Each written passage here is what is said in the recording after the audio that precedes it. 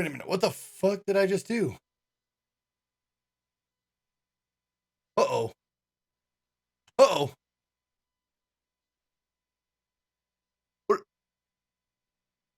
Uh-oh, what is it doing? It's going through all the files. What did I press? I'm getting hacked? No! Ultra Space Penguin, thank you for 8 months. Chris Menace, thank you for 26. She blinded me with violence, 37. Gromsky with 8. Zeppelin with 30. Thank you, guys.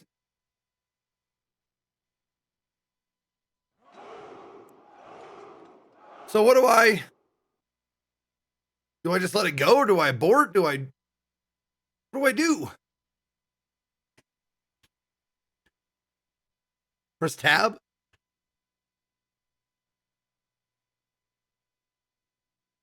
Oh. Well, that did something.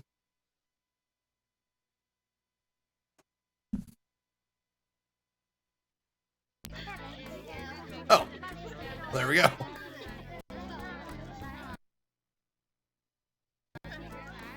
Well, that was easy. I was scared for a minute, but now I'm not scared anymore.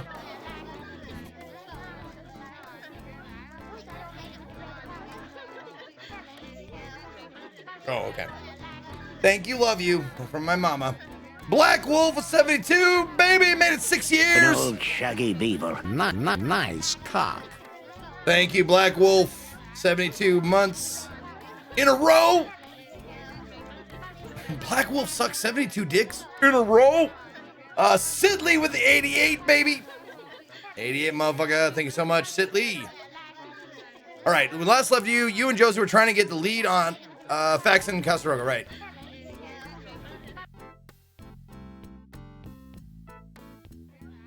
There.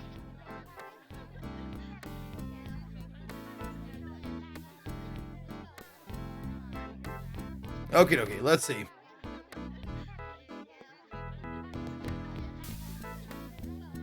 You can tell how important the executive is by the size of his or her door. Sure enough, according to the plaque, this is the office of the company president, Sigmund Kisscolin.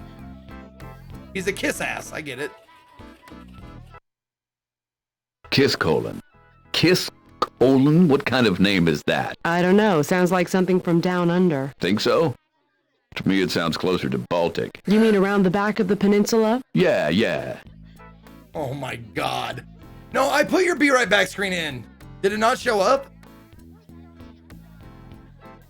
I swear to God, it's in here. Yeah, it's in here. Oh, we didn't see it?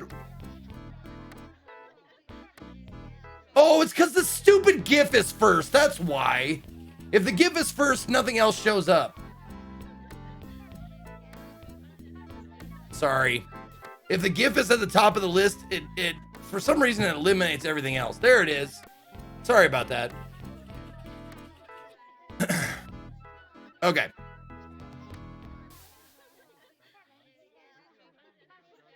Wait, before we do that. Potted plant? A desiccated, sickly looking plant supported by a bamboo pole is withering under... Oh, fuck me. Gotta go back. Sorry. That's a ficus. That's if you kiss what? No, a kind of rubber tree. You want to rub her tree? You mean if you kiss her? No, it's a member of the mulberry family. I don't know whose family she's from, or why you're talking about kissing and rubbing her, but this is getting too kinky even for me. I'll let you experience that one more time. Desiccated, sickly looking plant supported by a bamboo pole is withering under merciless, vibrant blue glare of the overhead fluorescence. That's a ficus. That's if you kiss what? If I kiss... No, a kind of rubber tree. You want to rub her tree? You mean if you kiss her? No, it's a member of the mulberry family. I don't know whose family. Yeah, I got it. We get it. Okay. I'm gonna climb it. Teetering precariously on the thin, dying branches, you climb the plant. Wow. I can see the water cooler from here. Yep. I will pluck it. You tug at a yellowing leaf. It comes off in your hand. You let it flutter down to the pot with the rest of the dead leaves. Dead leaves fall. Bamboo pole. A sturdy bamboo pole appears to be all that's keeping this plant vertical. I'll take it. Oh shit, I did. Oh, I finally took something.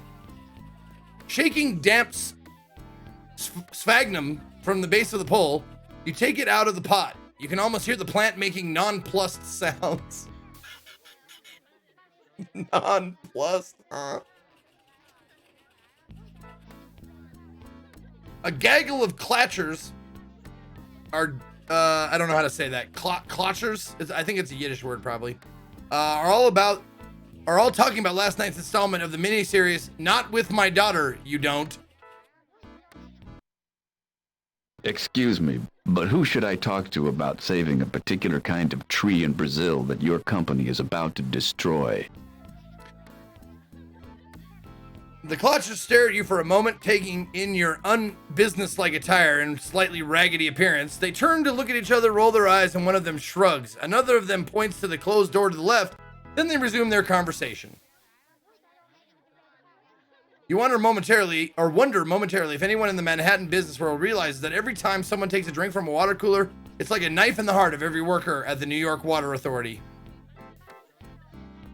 Use it for what? A doorstop, an armrest? Don't be so vague next time. Fuck you, game. Clash is a North American slang noun for a coffee social gathering. Oh, really? Okay. The adjustable vent overhead is supposed to help. Oh, hold on. Speaking of adjustable vents, I need to turn on mine. Because it's getting fucking hot in here. All right. The adjustable vent overhead is supposed to help control the rate of airflow, but since the air in the windowless building is merely recirculated, the vent really just controls the rate of infection. It's currently closed. Remove it. The vent is securely mounted to the wall. Open it. Either the vent's too high up or you're too far down. Supply cabinet. Inside this cabinet, a veritable treasure trove. Cups, plastic spoons, non-dairy creamer, packets of coffee, coffee filters, 3 kinds of sweeteners, the kind that rots your teeth, the kind that causes cancer, and the kind that nobody's quite sure yet what it will do to you. And a couple of packets of hot chocolate left over from the Carter administration. You rifle through the goodies, but none of the office supplies are worth pilfering. Now, the computer game company on the 3rd floor, they have some stuff worth stealing. Okay. Like most office plants, this little fella is a charter member of future sagebrush of America. As you begin to pluck a leaf off the plant, a growly voice in the back of your mind stops you with a familiar yet unfamiliar quote. This is gonna bug me all day if I can't think of what this is from. What's from? How would you like it if someone came along and picked an apple off of you? Wizard of Oz. What? 2 Oz? 2 Oz. Right, we're off to see the wizard. Thank you. Sometimes they really try too hard. Well, I'm gonna water the bush. You would, if it weren't for all those smarmy people. Wastebasket. Inside the plastic-lined wastebasket, you see the usual assortment of crumpled Post-its, donut droppings, and used-up office supplies. By rigging up 2 discarded coffee stirrers, a rubber band, and a piece of donut as the fulcrum, you construct a makeshift forceps and pick through the garbage. It looks like you've already used up all the really good pieces to make the forceps, which suddenly falls apart when the fulcrum crumbles under the excessive load. I'll empty the wastebasket. You may be having cash flow problems right now. There's no need to overreact. We'll keep you fed. Standard filing cabinet has been placed outside the Human Resources Department. You open the top drawer of the filing cabinet, page through the applicants while Josie attempts to block anyone from seeing you. HMO. Alexander Robert, Azrotanico Thinkacorn, Demeric Clotilde Benson Floydy. Learning anything? Yeah, whoever filed these sucks at alphabetizing. After a few minutes of fruitless searching, you close the filing cabinet drawer. All right.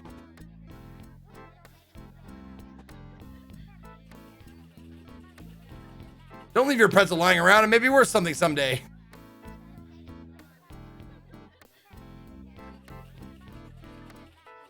Nobody seems interested in the bamboo pole. Apparently, public opinion of poles has plummeted. Oh my God! Wow.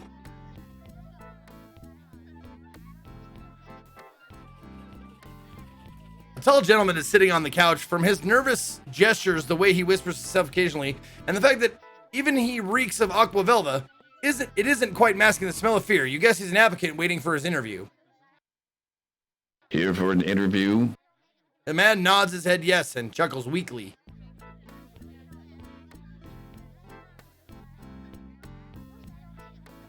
To let you know that this is a hip-hop company that can really swing, the Fax and Brass have installed the impressive bank of monitors. They're currently showing The Story of the Pencil, starring who else? DeForest Kelly, James Woods, and Twiggy.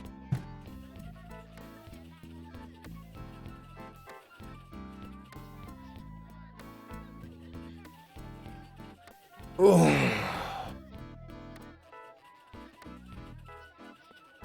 Turn them on. It's already on, guy. Turn them off. These monitors have no visible controls.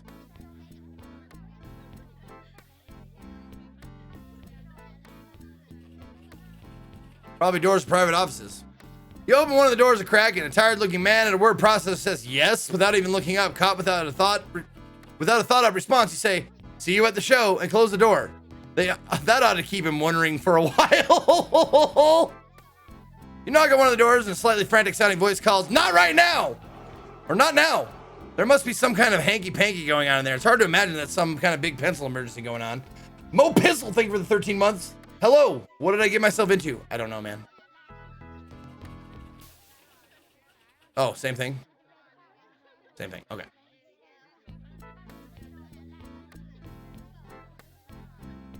The plaque explains that this is a scale model of Fax and Costaroga's first pencil from 1842.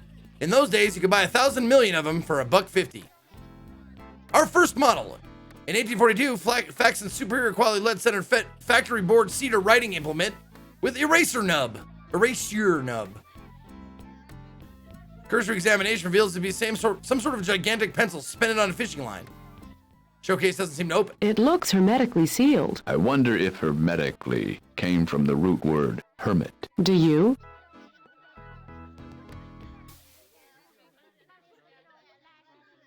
Walls. The office walls are covered with linen-like texture wallpaper. It's durable, strippable, and washable. Underneath the decorative lettering is the company's slogan, Fax and Costaroga, the clear-cut choice. You run your fingers on the cool glass door, leaving a smear of natural oil. Somewhere lightly on the air-conditioned breeze, you hear a cleaning person swearing softly at you like, "And everyone like you."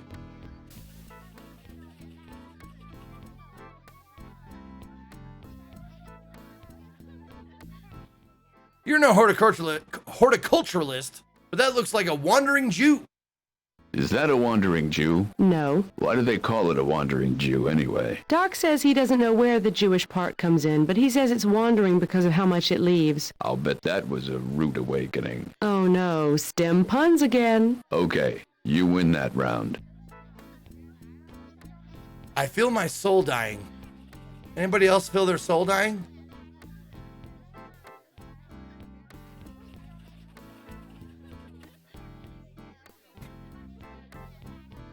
This would be the perfect seat in which to sit and watch The Story of the Pencil. You already read the book, and it wasn't very good.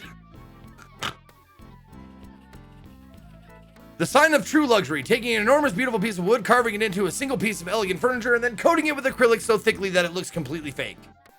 You half sit on the desk. Pardon me. Why? Did you do something? There are chairs right over there if you need one. This is fine, thanks. I like to keep my desk cleaned off. Yes, I can see that. You're sitting on it. Yep, that's the one. Would you kindly remove your derriere before you force me to call security? Not at all. You stand again, having given the priggish secretary the obligatory hard time. The secretary is currently sitting right here, making this a rather poor time to search the desk.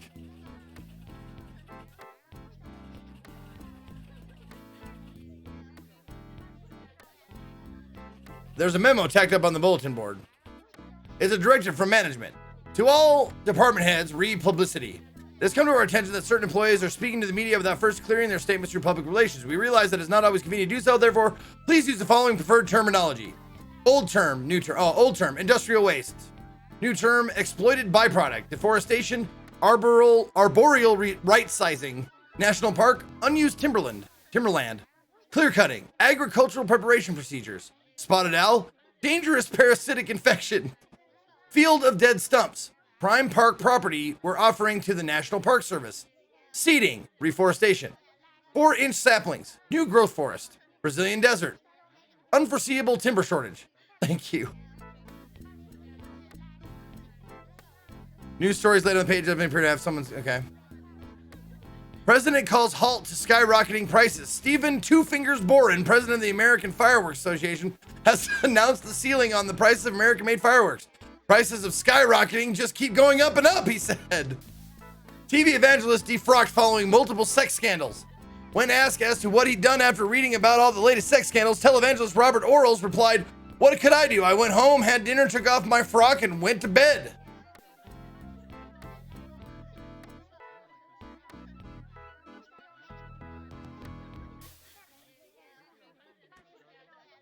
Take the kill. Thank you for 31 months. Supreme Court Justice accepts payoff in sting operation. U.S. Supreme Court Justice Sandra Day O'Connor, who recently loaned $10,000 to rock star Sting for a hernia operation, was repaid by the recuperating star late today. He didn't have to pay me back right away. But he's great about these things, she said in an interview. I must be missing something.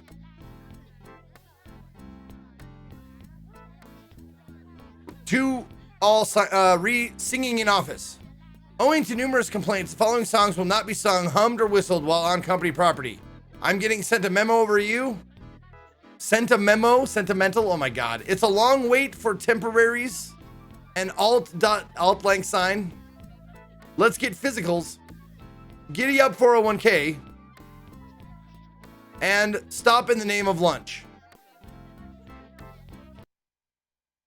Woohoo! 31 flavors of ice cream. Look, they have banana bagel. I like chocolate. Really? I wouldn't have guessed.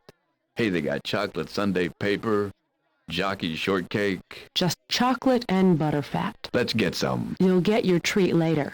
Promise. You make me sound like a puppy. Well. Good Lord. Dear Facts and Rogue, I just want to compliment you on your products. Recently, my house was involved in a terrible flood.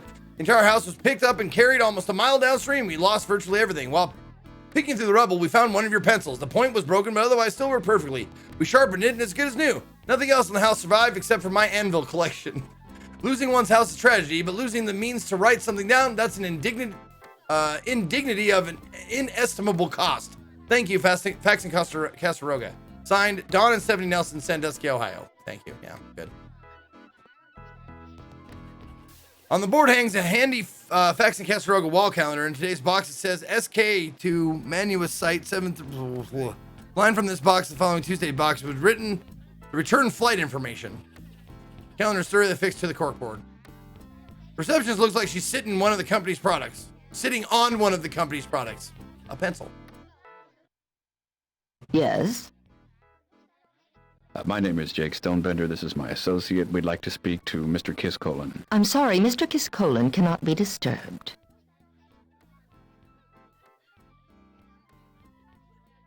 You're in denial. Mr. Kiskolan is very disturbed, and the sooner you stop enabling him, the sooner we'll be able to help him. Now let us pass. Uh-huh. Mr. Kiskolan's psychiatric team and his handler were here yesterday. And you were not among them. Nice try, Mr. Stonebender. I'm afraid Mr. Kiskolan isn't receiving anyone from off the street today. But thank you for coming by. Oh, she's good. She's very good. Yes? Tell us about employment opportunities. I am not human resources. I am the president's personal assistant. You're George Stephanopoulos? Faxon Castaroga's president's personal assistant. Human resources is down the hall behind you. Why are you also the receptionist? Our receptionist is on the 10th floor, as you would have known had you stopped there first. We wanted to speak directly to Mr. Kiskolan. To ask him about employment opportunities? Yeah, I mean, damn. She ran rings around my logic. Yes? You're kind of cute, in that severe schoolmarmish way. And you're a terrible liar. in that insincere, transparent way. So we agree. What do you want? I was hoping to use cheap flattery and flirtation to get you to allow us in to see your company president. You're being honest, at least. Let us see him. Why should I? Because I make you laugh. I don't hear myself laughing, do you? We're here to do something constructive, something that will benefit mankind. Maybe not today, but soon and for the rest of our lives. Wow, Now I'm Casablanca. I'm sorry, your cause will just have to wait for an appointment, That'll be too late. like everybody else. Or you may submit your solicitation for a charitable donation in We're not asking for a damn donation. writing, and we will get back to you. Case closed. Why can't you just listen? Case closed. I haven't been this angry at anybody, and I can't remember. I know, Jake. Don't worry, we'll find a way to get him out of there. Okay. Yes? I'm sorry. You're obviously practicing the ancient art of Benoit. Balls. She smiles coyly at you in a manner that suggests you have correctly identified the source of her secret amusement. I could have told you that when we first walked in. It's written all over her. Yes? My name is Jake Stonebender. I'm sorry, Mr. Kiss... He's expecting us. He is. And the name?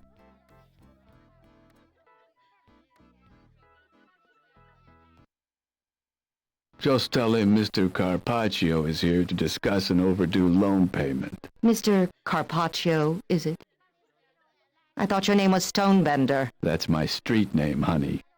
You go around telling people your name is Carpaccio, you make a lot of people very nervous. I can understand that. I try to stay away from raw meat myself. Well, Mr. Carpaccio, I'm afraid you'll need to go to accounts payable, 12th floor. This was a personal loan in the 5-figure range. It was. Now, why would a man worth $20 million take out a tiny loan from a local thug? I'm not a thug. If you're not, you will be. I think not. Let's not play games. Then why am I here? Do you want the truth? If you think I can handle the truth. I am not going to let you in to see Mr. Kiskolan, period. Do I make myself clear? Crystal. Is Twitch chat, like, has it been shitting the bed? Like, is Twitch chat just going bonkers right now? Probably. Okay. Sorry about that, guys. Mine's fine. I haven't refreshed in a while, but I can still see all your names and stuff. Oh, you can't chat sometimes? Okay. That's not... Just want you guys to know that's not my doing.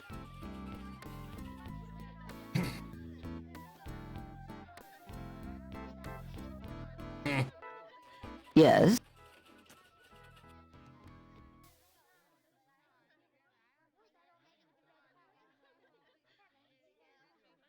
Tell us about I am not human. your joy. Fact, I We Okay. to ask. Nothing new Damn. there. Okay.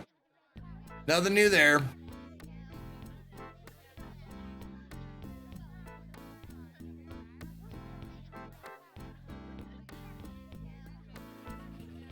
You can't go in there. Just watch us. It's locked. I'm going to call security. Wait.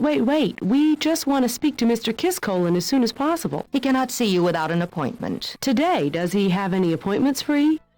Secretary cuts Josie short with a shake of her head. If it's not today, it's too late. You're a time traveler. Why does it have to be too late?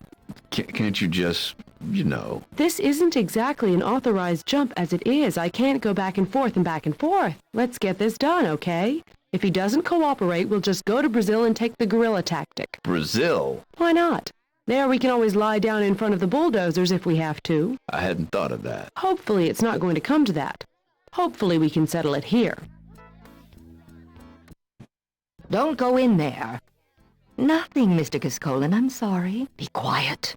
Mr. Kiskolan is on long distance. We need to see you about a matter Remember of long importance. distance? I'll call security. I bet you use that threat a lot. Calm down.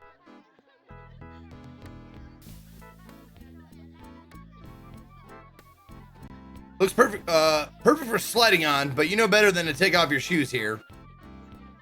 You and Josie stage a brief sit-in, but fail to attract enough media attention to pressure Fax and Castaroga to change their ways, so you stand up again. A tray of employment applications hit a top filing cabinet, stirs up memories of your father's words. Yep. Bum, bum, bum, bum, bum, bum, bum, bum, bum. Get a job. Go take one.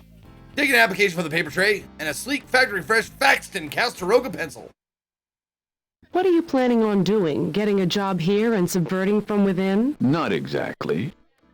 With Josie in mind, you take a second application. Besides your name, address, phone number, and other mundane stuff, the application reminds you that if you become an employee, the company will periodically ask for some of your blood and urine just at random. They admit that they can't tell if you're doing your job without checking your chemical composition. It's like something out of a Robin Cook novel. It's a conspiracy. Back! Shh! Lower your voices. Hey, I think she was one of the lunch ladies in high school. It's a Faxton Castaroga 42G, the Repelsum. It's a fiberglass shaft and a real lead core make it one of the most durable and toxic pencils ever made. You and Josie take turns filling out the application with fictional biographical information.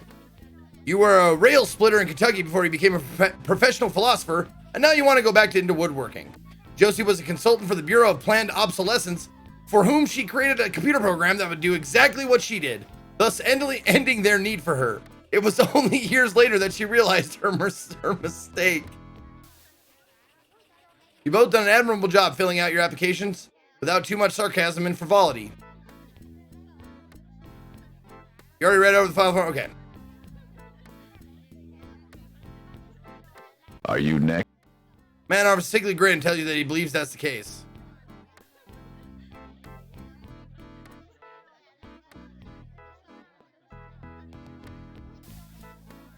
Alright. She barely acknowledges your right to exist, let alone the possibility that you can type. Oh. Okay. Oh, I guess we talked to her? Yes?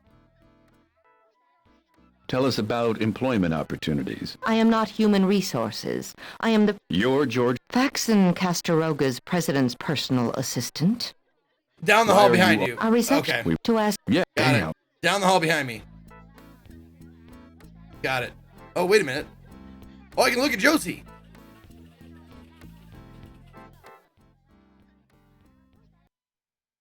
What day is this? It's today. I mean, I didn't change the day. I just set the clock back a few hours.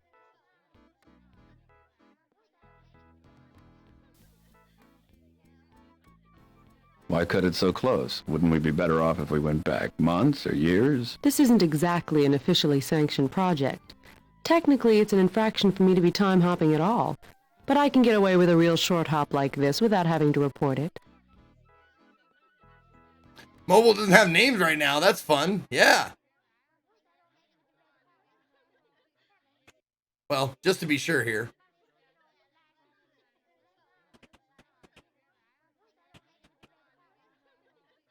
See if they... Okay. Nope. We are investigating the issue causing... Oh, that's January 11th. Oh, shit.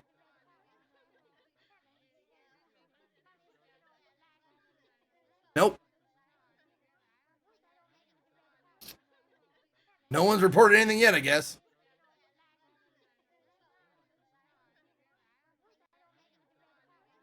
What about ride-alongs?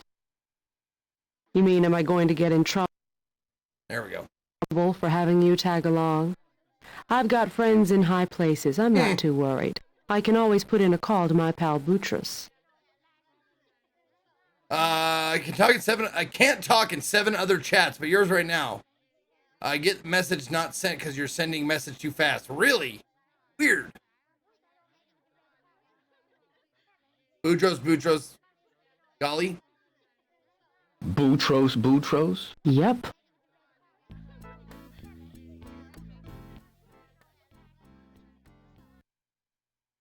How are we going to get him to talk to us? Do we give up? No.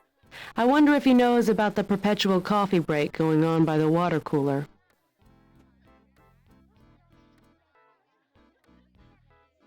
Maybe we should yell fire. Let's see if we can do it without causing a building-wide panic. You're no fun. You fell right over. Okay. So what I want to do is turn the air conditioner on.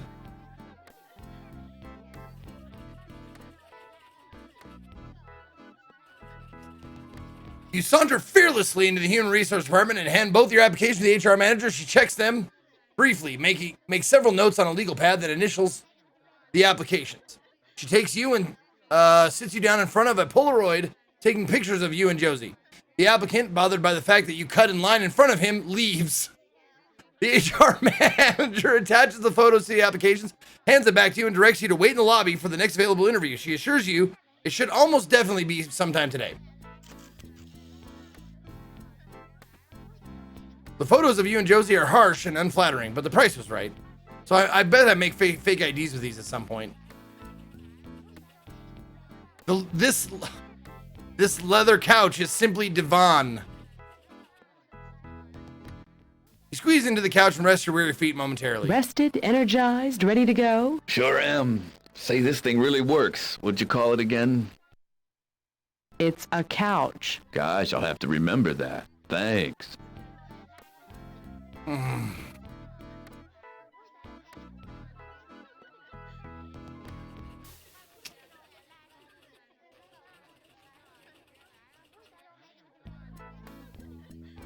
Oh, elevator. Right outside the glass doors, bank of elevators. Await your command. Oh, shit. Oh, I left. Okay.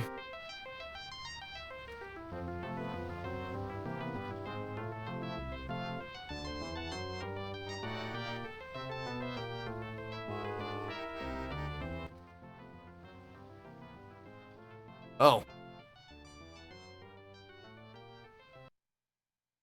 I can't help thinking about how cool it might be to own some form of fake ID. You know, just for fun. They're 2 for 1. Which one do you want?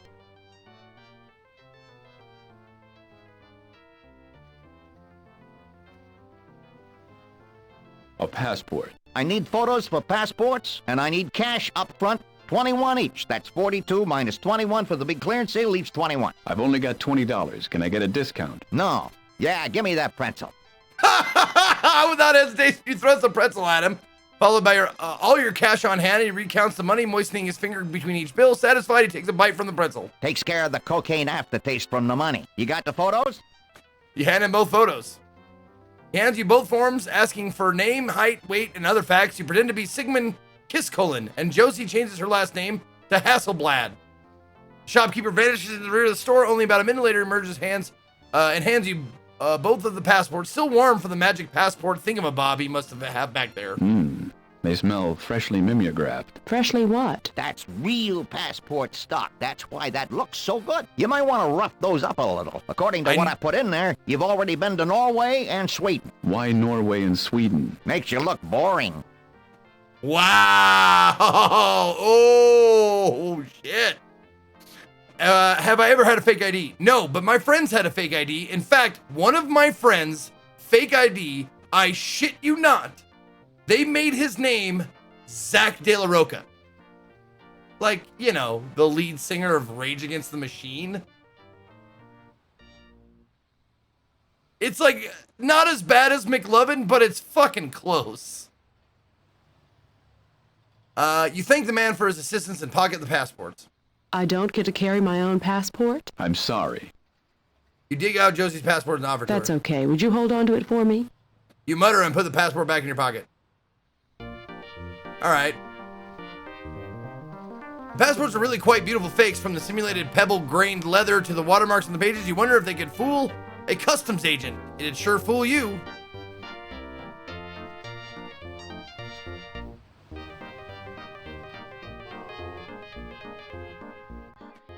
All right. Oh, he's back. How long have you been waiting? The man laughs uncomfortably. He glances at his watch. Just over 45 minutes, he explains. Okay.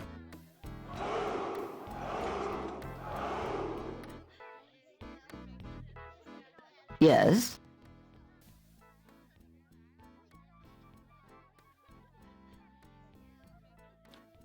Oh, what? Wait a minute.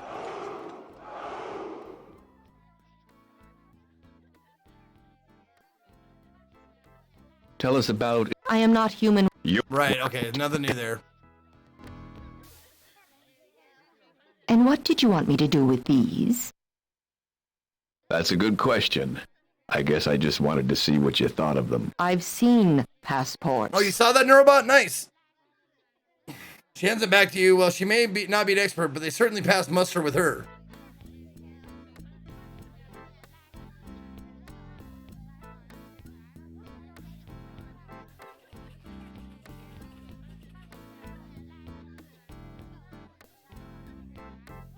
You can't. Just... It's locked. I'm going to call. Wait. He cannot see you. Today, does he have... If it's not to... You're a... Why does it... This is... Brazil? Why not? I hadn't... Hopefully it's not... Okay, nothing new.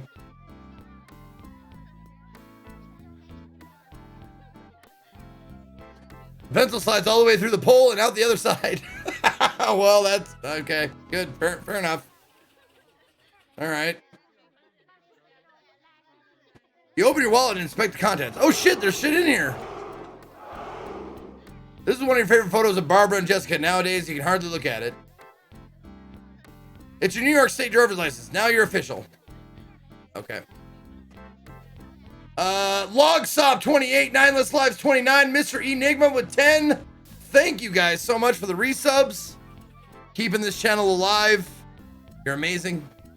I appreciate you. Now who the fuck?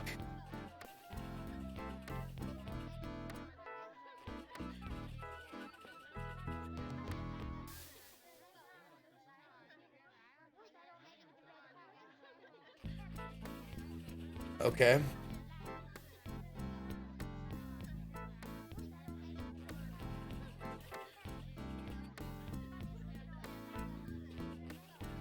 All right, never mind.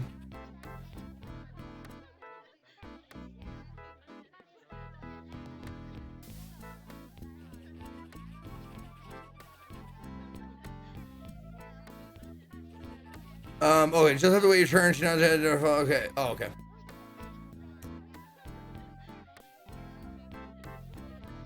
Same thing, huh? Put the walls on the floor.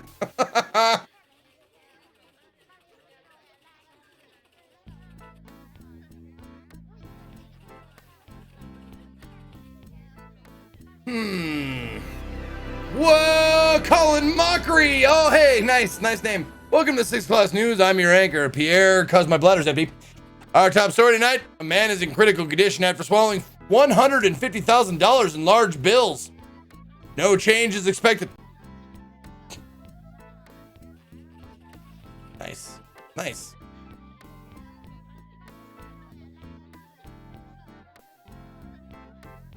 All tenants, okay, 425 2nd Avenue. From time to time during the year, we're performing unannounced fire drills in order to perform routine testing and maintenance on the emergency equipment.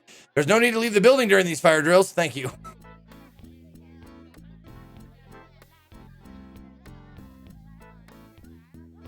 Civil rights leader charges racial discrimination in Oval Office. Reverend Jesse Jackson, walking to DC bookstore yesterday, charged a copy of the controversial book Racial Discrimination in the Oval Office.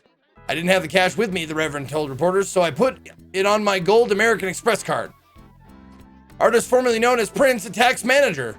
Ted Beinhuckle, a local graphic artist, went on a rampage yesterday and attacked the manager of a convenience store. This is a total shock, the manager commented. Ted used to be such a wonderful, wonderful person. Just a prince of a guy. Oh my fucking lord. UN tightens security after bomb threat. The University of Nebraska laid off 4 workers today, tightening the security department as a result of budget cutbacks. It's always difficult to let people go, a representative said. And what's worse, we had just found out that another Steve Gutenberg film is coming to a theater near us. Steve Gutenberg? No, I didn't get Black Dahlia working, lewd sleep paralysis demon, and I thank you not to fucking bring it up again. Just joking. Okay.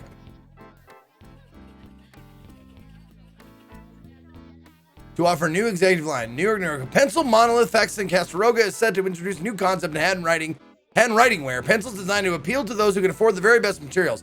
Dubbed the Professional Strength 2000 line, the series includes pencils made from fur, ivory, eagle feathers, dolphin skin, and other exotic and expensive materials.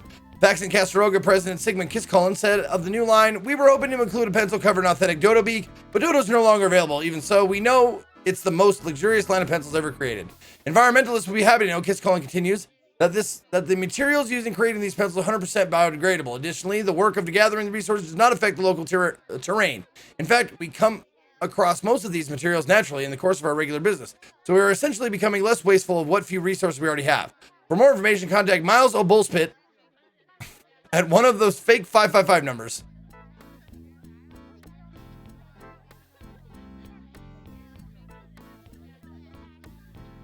Your new employee assistance program is a clearinghouse for evaluation and treatment of many work-related problems. So if you suffer from alternate lifestyle, race or minority status, marriage, enjoying show tunes, substance use, behavior, just behavior. If you suffer from behavior, don't hesitate to punch number 30 and get help today. Remember, all of these problems are correctable, but you have to take the first step, or else we will. To all respin-out products, in an effort to make best use of our unexploited byproducts, we are taking a cue from the popular recent release of low-fat, high-fiber whole wheat bread made with wood cellulose. We are thus proud to announce the following products, manufactured and marketed in joint cooperation with General Food Mills. Twigums, breakfast cereal that look and taste of real twigs, just a touch of honey and brown sugar. Not Holios, individually wrapped candy-coated knot holes in various flavors, maple, cedar, pine. Sapu, shampoo made from sap, washes, conditions, dries, and gets dirty again, all in one shampooing. Okra, it's okra. No, it's oak. Wait, kids, it's both. Once you get past the texture and taste, you can't tell okra from the real thing.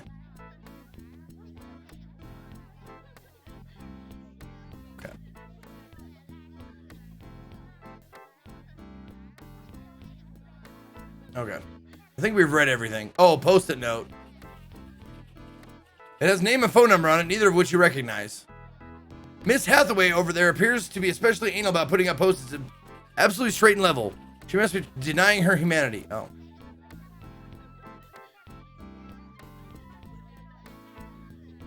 Okay. Oh, Jesus.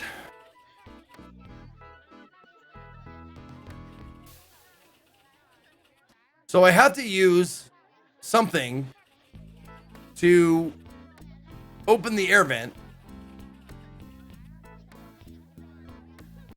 There it is. Open the air vent with a bamboo pole. There we go. Wielding the bamboo pole like a punter, you're able to push up the lever and open the louvres.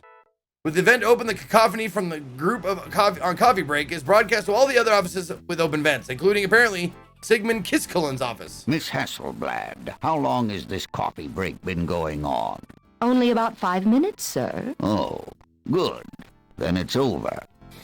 The employees, properly chastened, take their coffee and shuffle back to their offices. How long, really? Coming up on 10 minutes. Write them up. That's better. You glide effortlessly to the water cooler, get small cups of water for both you and Josie, down them, crumple up the disposable cups, and toss them in the wastebasket. Use it for what? A doorstop? Right. Okay. There's still a couple of cups of coffee in the pot.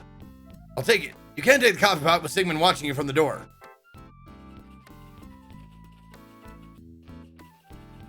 Oh, he came out. Oh, shit. All right. The pot is cooling down. Yellow Post-it. It says the same thing as every Post-it taped to every coffee machine in the country. If you take the last cup of coffee, please turn off the burner to prevent scorching. You arrive with the goodies. None of these office supplies were pilfering. Right.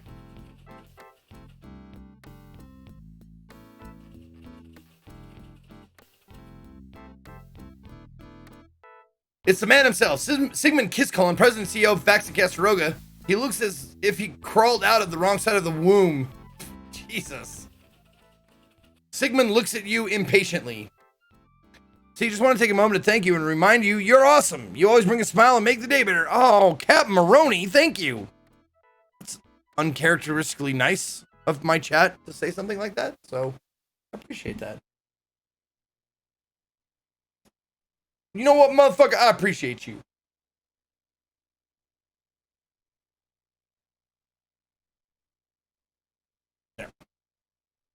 All right. Sigmund looks at you impatiently. Yes? We need to speak to you about your logging operations in Brazil. What about it? There's a grove of extremely rare trees on land that you're due to clear cut shortly. If you haven't already. And? Well, we were hoping to persuade you that these trees are worth saving. Why? You glance over at Josie. They produce cacao beans. Cacao trees are not endangered. These are. These aren't regular cacao trees. They're of an extremely rare variety. The vast majority of our cutting is domestic cedar. We do some cutting in Brazil, all of which is perfectly legal and authorized by the Brazilian government. I deal with... All we're talking about is... Let me finish. I deal with environmentalists every day, and I have made concessions to almost every such group extant. I will not now be bullied by the Chocolate Alliance. Thank you for my time. Coincidentally, the Chocolate Alliance was a very short-lived but very, very talented group of singers from Motown. As you and Josie look on incredulously, Sigmund turns to his secretary. Miss Hasselblad, these came to me by mistake. He hands some tickets to his secretary, spins on his heel, walks into his office, and shuts the door forcefully. Miss Hasselblad glances at the tickets and tacks them to the bulletin board behind her.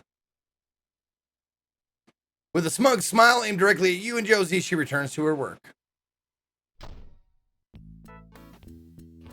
She just tossed them up there. Wow. Sigmund's tickets to Brazil are tacked up on the bulletin board. You reach for the tickets, but the secretary grabs your hand. Excuse me. Step away from the tickets. I was just looking. Well, move along. There's nothing to see here.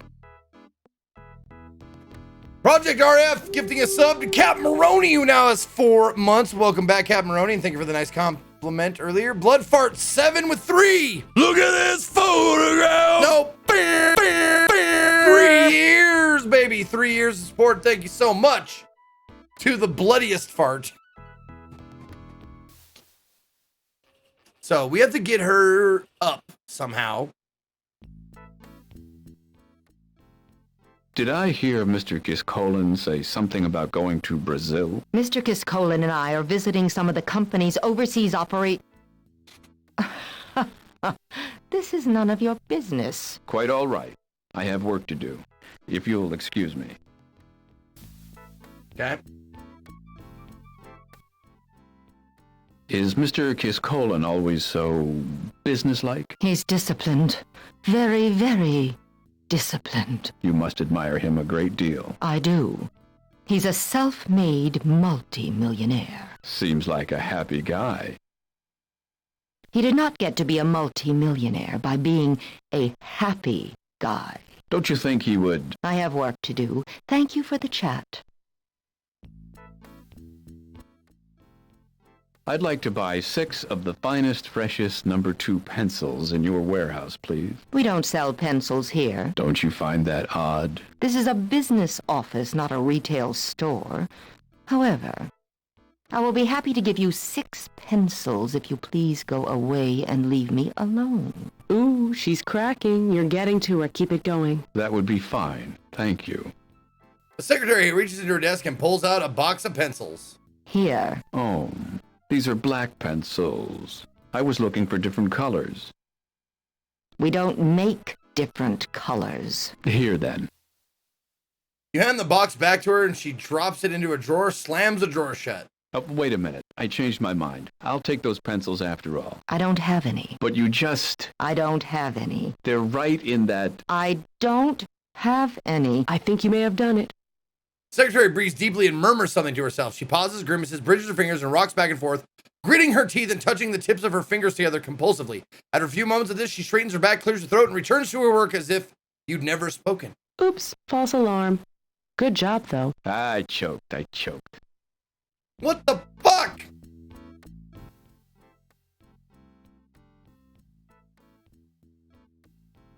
Would you mind, going elsewhere, just for a little bit?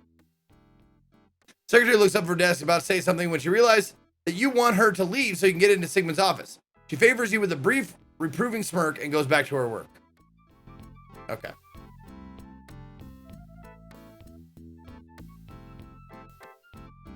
Hmm.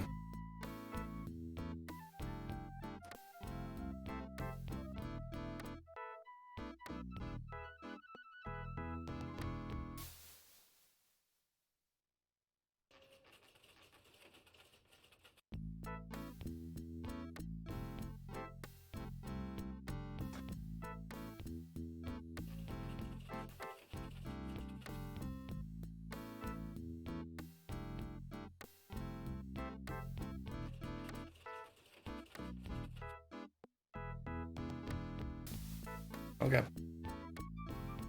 Hmm. What position are you applying for? Man turns to you and nervously explains he's trying to remember everything he learned in business school and asks you if you could please not disturb him. What business school did you go to? Man doesn't acknowledge your question except for the involuntary twitching of his jaw muscles. What business school did you go to? Same thing. Okay.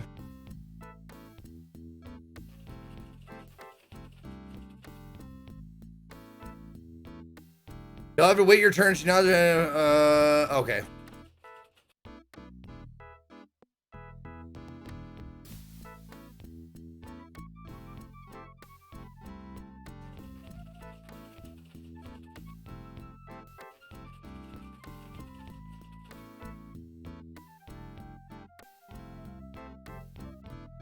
Oh. Oh, that's just, oh, that's, I fucking leave. All right.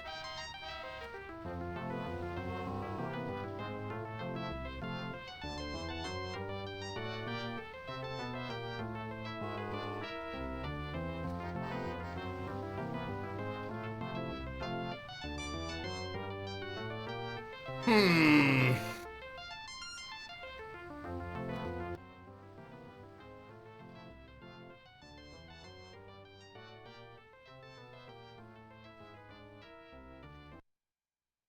What a magical store this is. It's as if there's a touch of fairy dust in the air here. Thanks. I don't know about fairy dust, but some Marines kicked the hell out of a gay guy across the street a couple of nights ago. That's not what I meant, and you know it. I don't know anything. You're probably right. Jesus fucking Christ. Do Right. you really make a living selling this stuff, or is this store a front for something? I mean, he's supposed to be, the shopkeeper's a dirtbag, right? So, I guess that's in character. The shopkeeper appraises you for a moment, then speaks conspiratorially. Yeah, I got a little operation here that deals with items that are a little, you know, hard to find. Like what? The usual. Carbon paper, rotary phones, phonograph needles, red dye number 2, Special K, you know, the good kind, before they made the flakes bigger. You can find those things? Can I find these things? Trust me. No, he...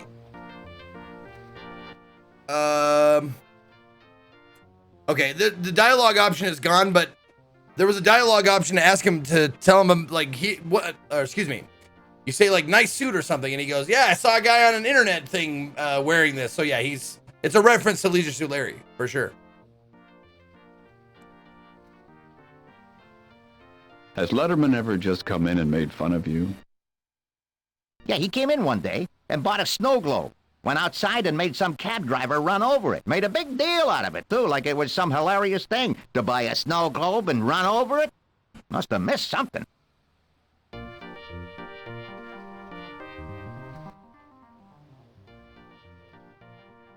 About those fake IDs, do you stand behind your work? If they don't take those passports and you wind up in some Mexican prison or something, you come see me when you get out. I'll give you a full refund. He snickers to himself at some private joke and turns to watch the passers-by.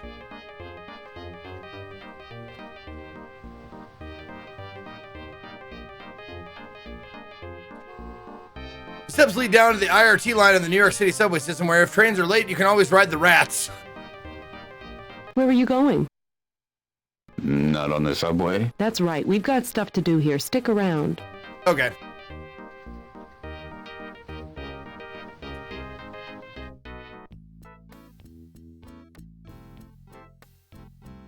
Oh, you pick up the coffee pot. Okay. You tilt the pot backwards and the sludge slowly moves towards your waiting lips. As it crawls inexorably forward, can't help thinking about its probable taste, its probable temperature, your table manners. You thrust the pot away just as the coffee sludge is about to touch your lips. Okay.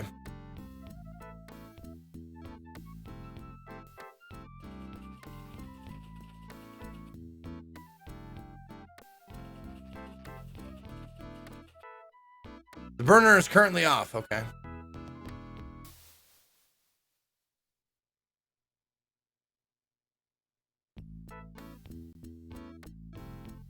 Small yellow posts have been scotch taped to the Mr. Coffee right by the Kleenex and the Excedrin. We figured as long as we were violating trademarks, might as well go whole hog. Hog provided a courtesy of Oscar Mayer.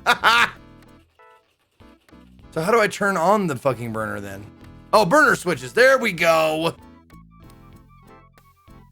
You switch the burner on, you devil, you.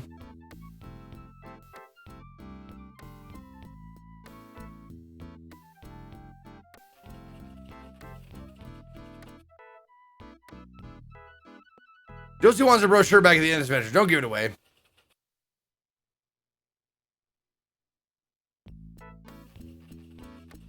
No one important will ever see your application if you put it there. Okay. Oh, shit. Oh, my God. I can go super fast. I didn't realize I can press right click and I can go super fast.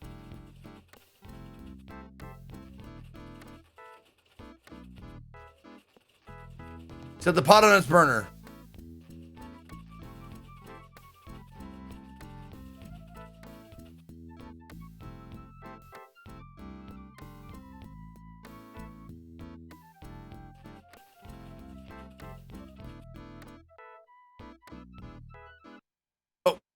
Ow, son of a... Now, Jake, Right, remember yeah. our rating. Yep.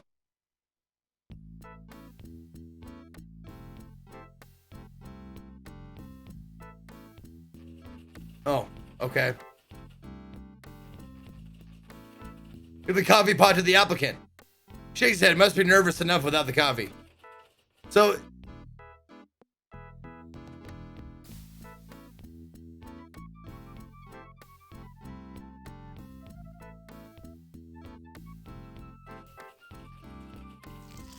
There we go. Okay, you tip the pot, the sludge, steaming gravity. Okay, crawls up the side of the pot, spills in waste bags, almost if it knew it belonged there. Now we put the coffee pot back on the burner. There. And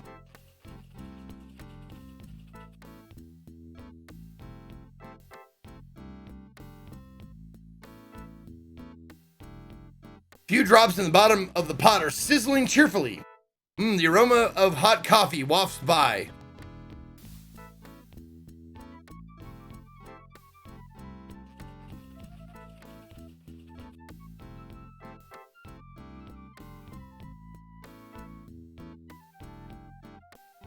Okay. So it's the secretary. Maybe I talked to her about the pot now. Like, oh, someone let the pot on.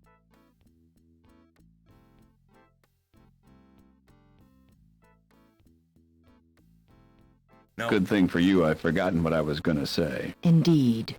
My luck knows no bounds.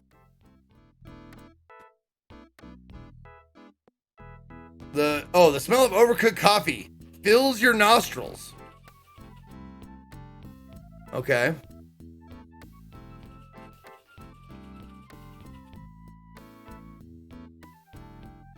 You tilt Bob back, slurp a lesser drop. Fortunately, can't get your face far enough in the pot to lick it clean. Okay. What if we... That would void the warranty. The manufacturer charges a lot for replacing just the bottom of the pot.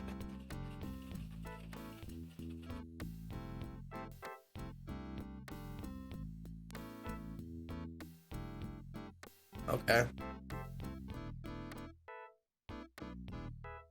You walk over to the water cooler, draw a tepid cup of water, and buy the bush a drink.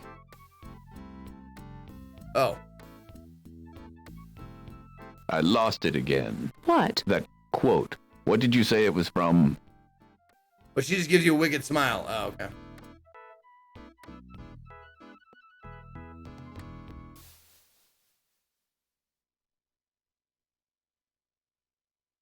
Oh, all right.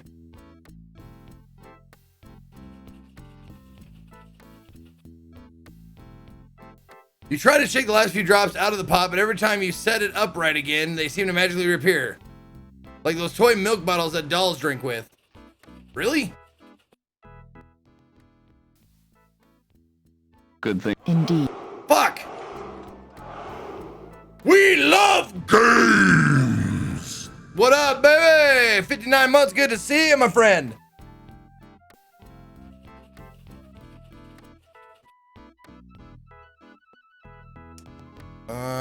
A fragrant, appealing compote of sludgy coffee and wet papers are artfully arranged inside the plastic-lined wastebasket. Okay. So...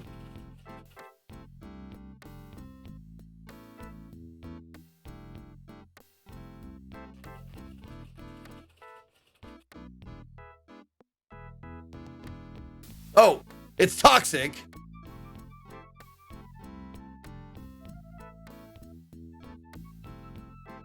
See, this is why you're always losing pencils. If you don't want to carry it, stick it behind your ear and pull your hair over it.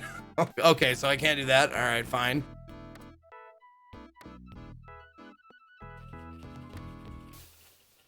Okay.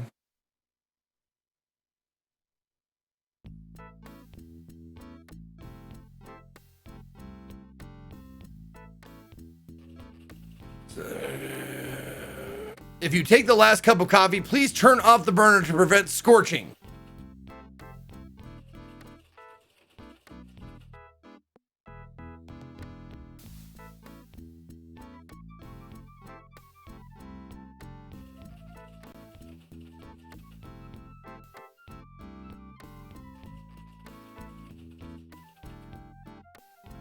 Look at this. Whoa! Now I have to scrape the pot again.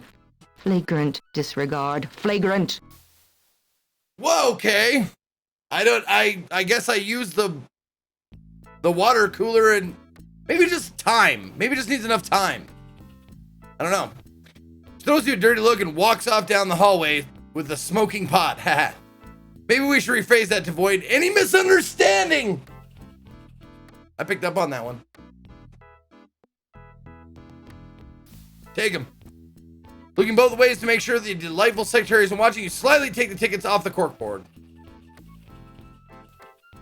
You and Josie both have airline tickets to the major airport in Manaus, and instructions for hooking up with an arranged charter flight to the Faxon Castaroga field office outside of Boa Vista.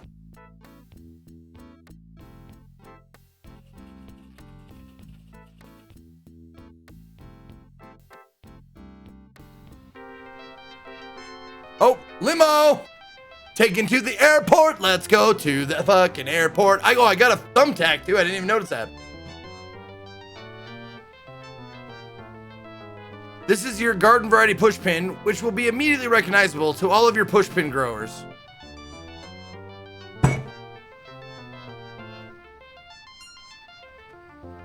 Garden variety.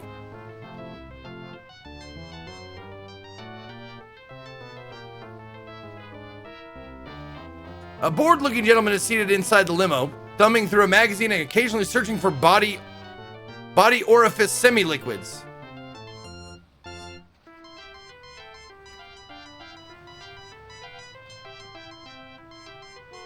Oh, magazines with the perfume!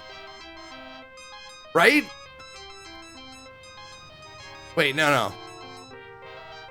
Semi-liquid...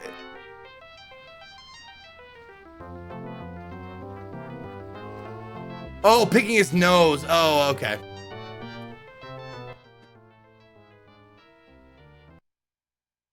I'm staying at the Legs and Arms. Are you the airport limo? Yep. You going to the airport? Yep. Yes. Great. You are a hotel guest, right? Of course. Great. Got your tickets? Right here. Show your tickets to the driver. International terminal. Got your passports? People forget them. We get to the airport, they want me to turn around and come back. Yep. Right here. Here they are, Mr. Kiscolin. Thank you, Miss Hasselblad. You flash the passport to the driver, gets out of the limo, opens the door, and ushers you both into the limo's den-like interior. Swank. Yes, look. TV set, VCR, bar, telephone, fax machine. Look, a jacuzzi.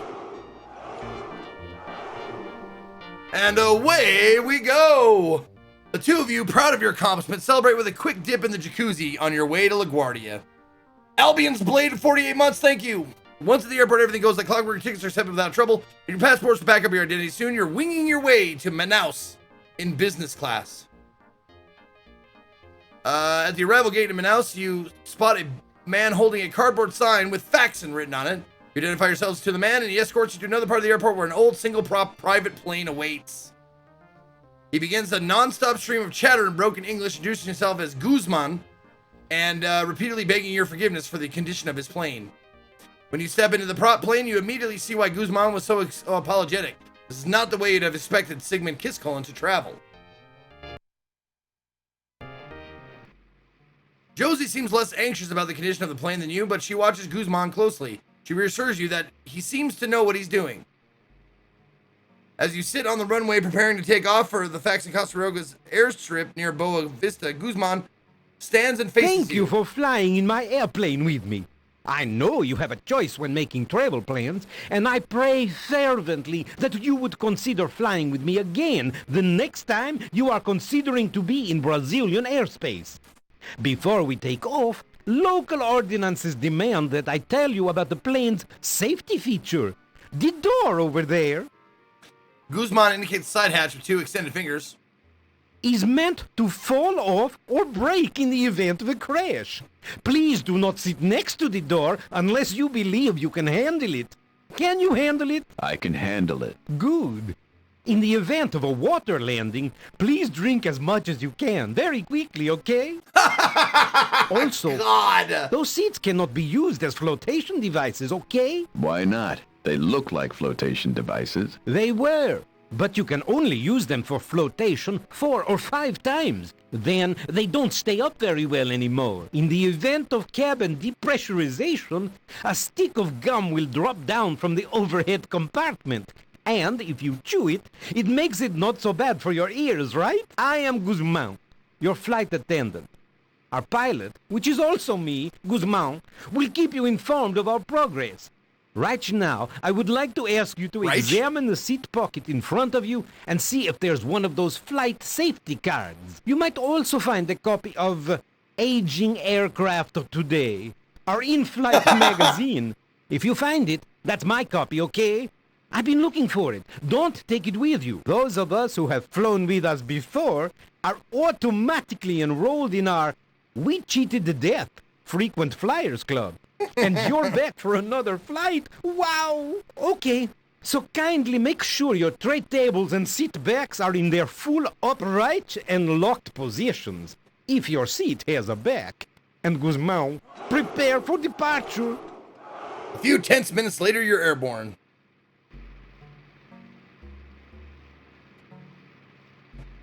Okay.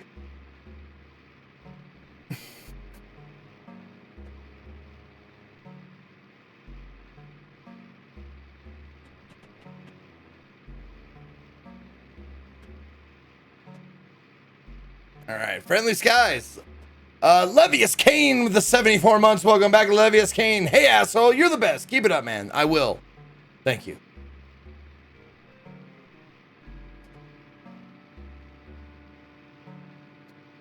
I knew I was gonna do a fucking dart of some sort.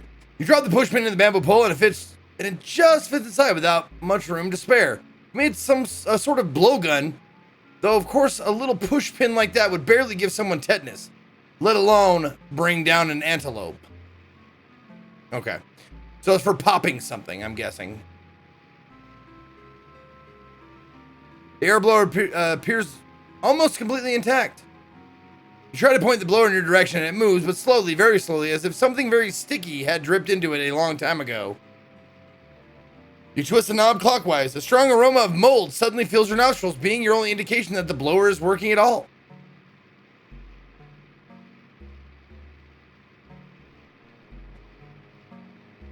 This is the international travel symbol for lackey. Yes? Coffee, tea, or milk? What's the in-flight movie today? No movie on this flight. but I have the Three Amigos memorized and would be happy to act it out for you. Yes! Thanks for the offer. I think we'll just No, enjoy the let him scenery. do it. It's That great is your movie. funeral. I do absolutely the best Martin shot in the Amazon basin. Ned Niederlander. Chip, chip, chip, chip, chip, chip, chip, chip, chip, chip, chip. Nani! Lafar, Lafar, Lafar, Lafar, Lafar, Lafar. Ned! Ned! Armin, yeah. What'd you do? I think you killed the invisible swordman. Yep. Zeke, you realize that is a Jesus image, right? Just in a plaid shirt. Is it? I don't think so. This is your captain speaking. I forgot to tell you to buckle your seatbelt. But if you put it on anyway, you can take it off now. We have leveled off at 7,000 feet. So kick back and enjoy the rest of the flight. It's a sweater! El Wobble, we all pitched in. We got you this gift.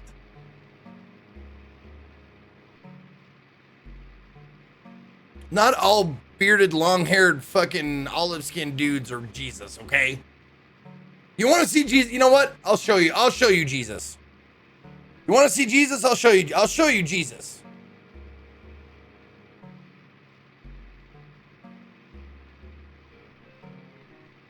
There he is right there. That's Jesus. Without a doubt, 100% Jesus. See that? He's even got like the wrap on his head right here.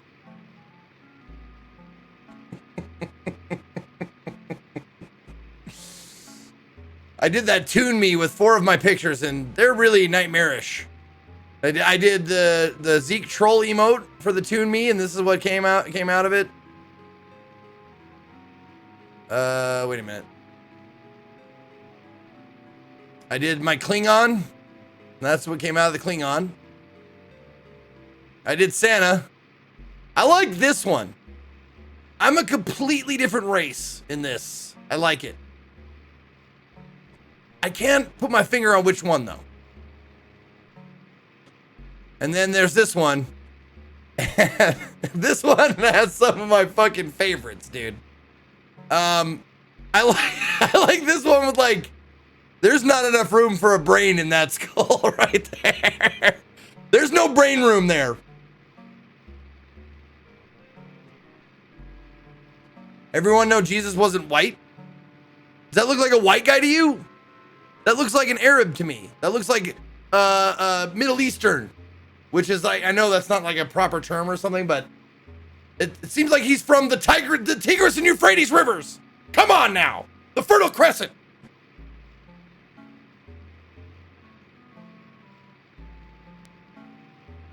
All right. Now that's Jesus. Also, I don't know if Jesus was Jesus a real guy? It seemed like Jesus was an amalgamation of different guys or different stories all put together. Anyway, the cradle of fucking civilization.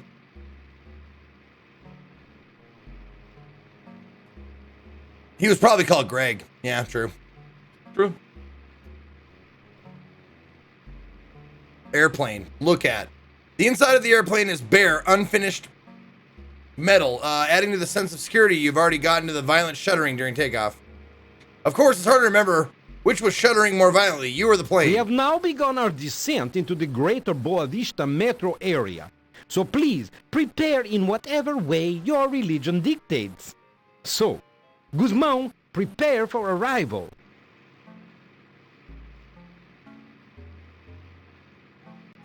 Shelf has been mounted on the wall, which sits upon it appears to be a scanner or radio of some sort. Suddenly, the radio squawks to life. Guzmán responds in Portuguese, making it impossible for the two of you to follow the conversation. Electronic item is already on, as indicated by the glowing red light. Unfortunately, it only seems to put out static. That makes the soothing sound so I can sleep better. It came from Sharper Edge catalog and is pre-distressed to help prevent theft. How about that, okay? love his indeterminate accent. Guzman hangs up the radio. You feel the plane start to make a sharp turn. Jake, I know. I don't think this is good. we're circling. Oh shit, she's right behind me. Okay. Smell the vinyl seat. These seats look like they probably stink, so let's just look at them instead. You are imposters. What? Manaus Airport says you are Oh, not who Manaus. you say you are. We will not be landing until the authorities reach Faxon airstrip so they can take you into custody. No! Until then, you are my prisoners. You may not make yourselves comfortable, pig dogs. Okay. Rand 1360, thank you for the 9 months. Siamo 84 with 4 years as well. God damn! Thank you very much, Siamo. Pipe wrench. Take it. Oh, he pulled the pipe wrench out of the toolbox. Okay.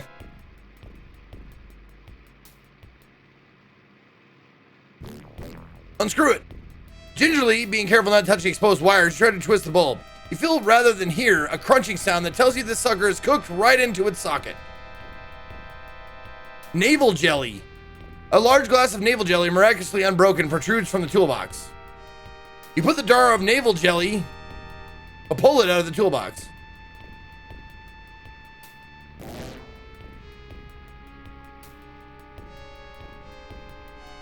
I don't know, like belly button navel? Box is crammed with flanges, gaskets, screwdrivers, files, Allen wrenches, and a variety of miscellaneous aircraft fixing implements. The golf clubs are in poor condition, rusty, pitted, and bent, which coincidentally were the names of the other 3 guys in your last foursome. Ha ha ha!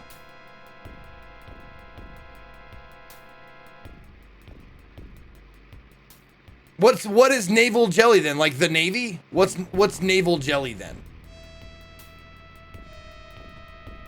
All right. Take the golf clubs. They're in such bad shape, only the bag is keeping them up. Okay.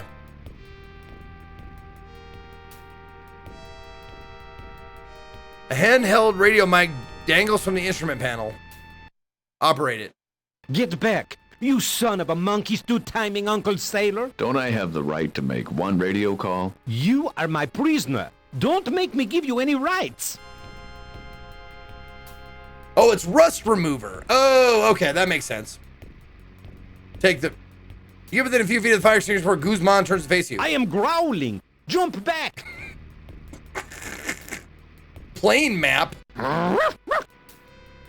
Before you more than lay a finger on the map, Guzman barks at you. Taking this to be a bad sign on several levels, you carefully walk back to your seat. True enough. Open the crate. You need something like a crowbar before you can pry open this crate.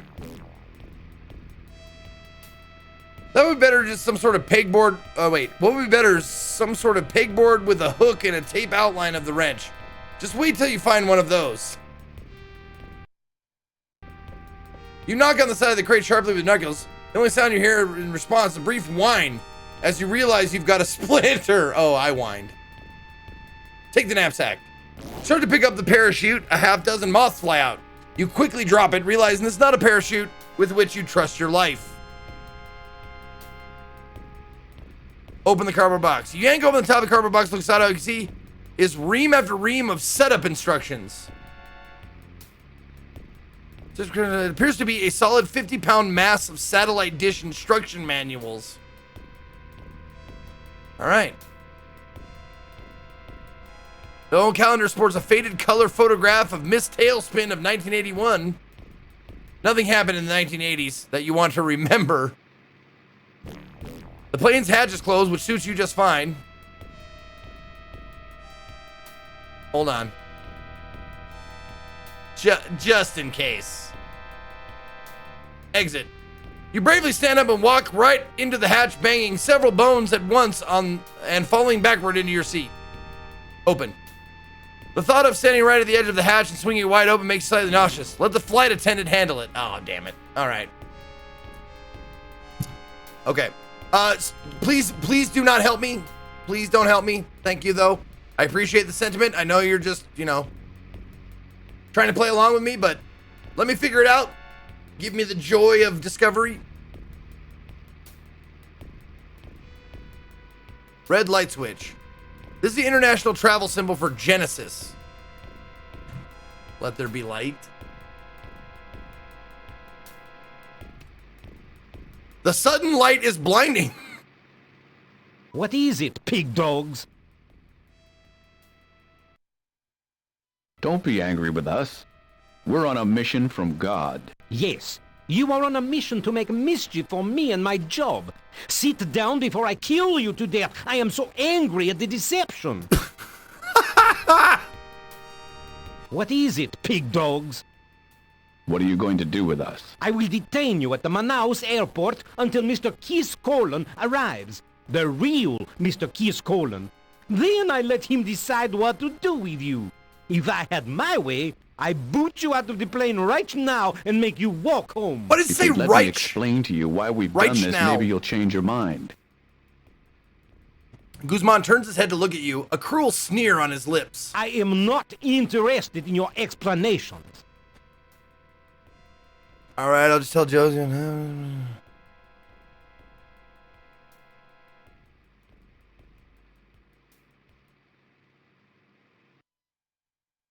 Well, what are you interested in? Maybe we can find some common ground, really get to know each other, you know? Seems fair. Oh. I see pixels with 12 months, 3 stripes, 1 year. Mwah! Thank you. What is it, pig? Okay. It's too stuffy back here. Can I open the door? Guzman snarls and whips around in his seat. He leaps to his feet, and you and Josie both shrink slightly at his fervor. You are lazy and stupid. And hot. Guzman grumbles under his breath and throws the door open. Now go play outside.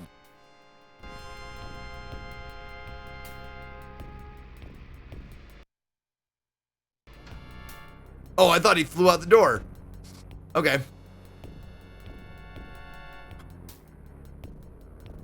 Let's see here.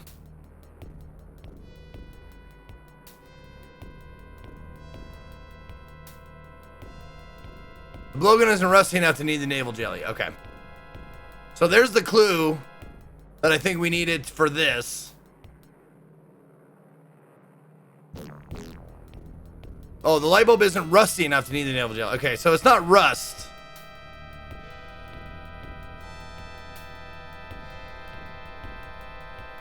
You would, but you hate the way glass fragments get in your hair infused to your skull from the live current.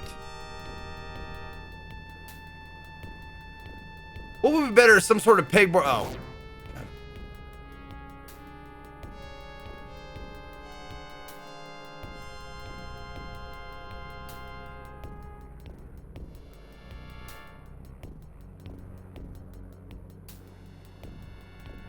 Hitting the naval jelly. No. Oh, put naval jelly. Put. Oh. Okay, it's not rusty enough. Okay, so there is something that's rusty.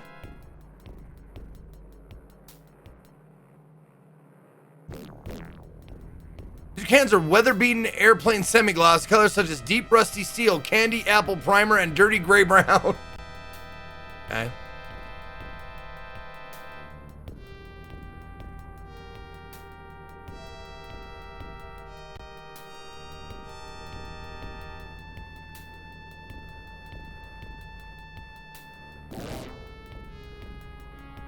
Okay. Loose wires hang down from overhead. Maybe they're putting in track lighting. Bob Vila would approve.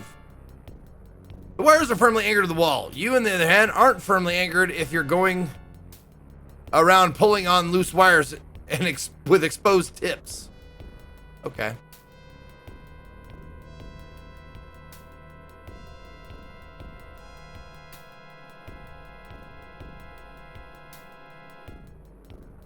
Simple metal handle is secured to the bulkhead by aging rusted bolts. Oh, rusted bolts. There we go.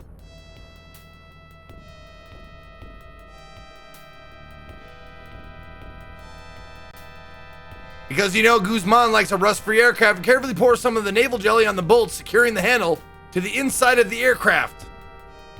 It goes to work immediately, cleaning deep inside the rusted threads and making them showroom fresh.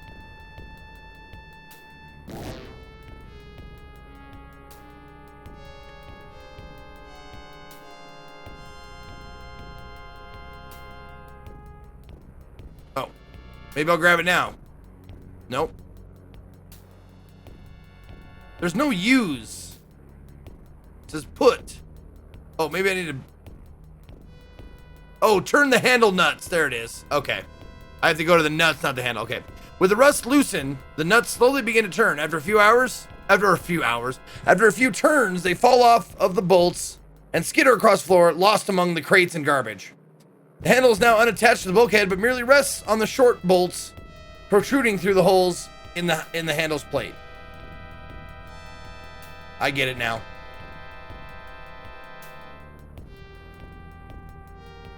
Oh. What is it, pig dogs?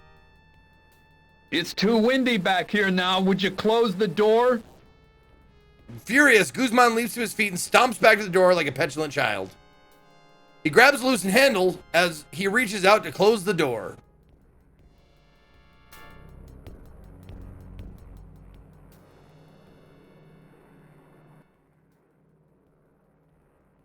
We killed him.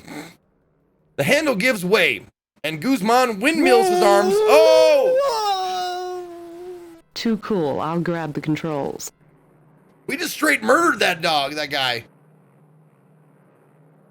Look at Guzman's barely hanging on.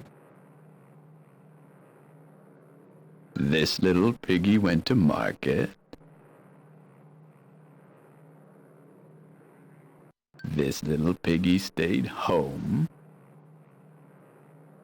This little piggy had vegetarian lasagna. Puke. This little piggy had none. And this little piggy cried, "Oopsie-daisy, all the way down." I never knew you had this cruel streak in you. Easy sexy. Not exactly. Okay, so we don't actually kill the guy.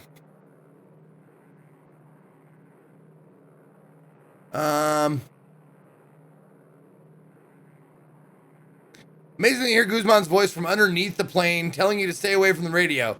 You just have to respect the determination of a guy like that. Amazingly to hear... Oh. Okay.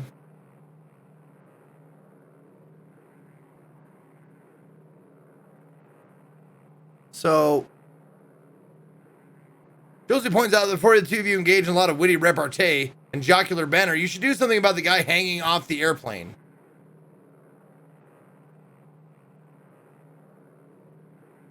Oh, the parachute, this parachute is holy.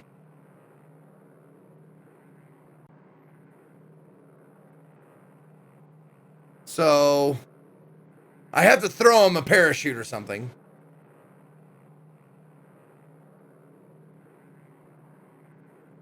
I think.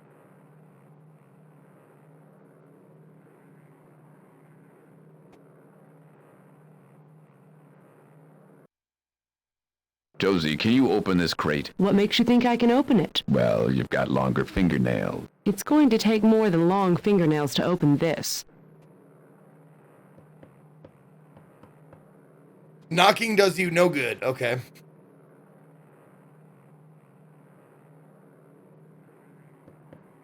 You rap on the side of the crate. From within you hear that famous settling of contents occurring that you read so much about on the sides of cereal boxes. You have to push all the other crates out of the way. What a hassle. You can't be bothered opening all the crates for them just so they can watch ESPN. Wait. What a hassle. You can't be bothered opening all their crates for them. Opening all their crates for them just so they can watch ESPN. I don't know what that means. I didn't get that joke.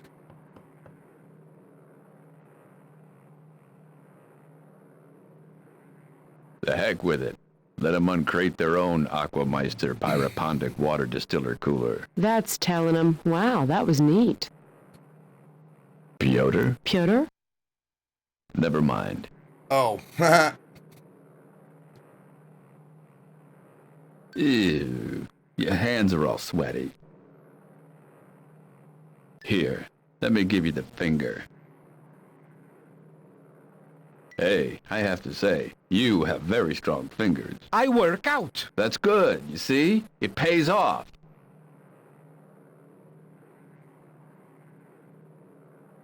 You don't want to chop off his fingers, just get rid of him. Oh, okay.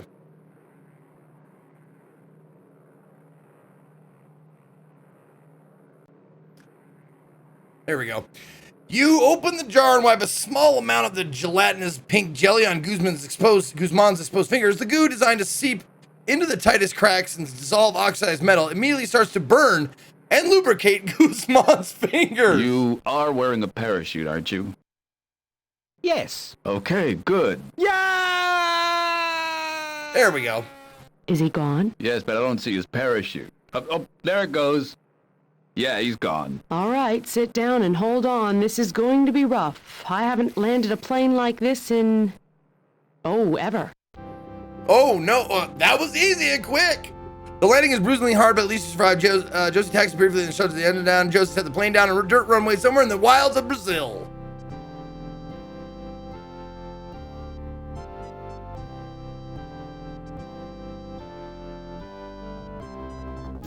Open the glove box. Take the blue box. If you guessed medical kit, go to the head of the class. Whoa! Inside of the blue metallic box are a small plastic container, some adhesive bandages, and a tiny bottle of something that you guess to be a concentrated painkiller. Matches, gauze, and morphine. Excellent. The plane shut off. The radio is dead. Oh, good. Okay. Take the fire extinguisher. You pick up the fire extinguisher. Feather light, and the gauge indicates that it's empty. Disgusted, you put it back down. Turn on. Electronic equipment, or electronic, okay. Only seems to put out static. Okay.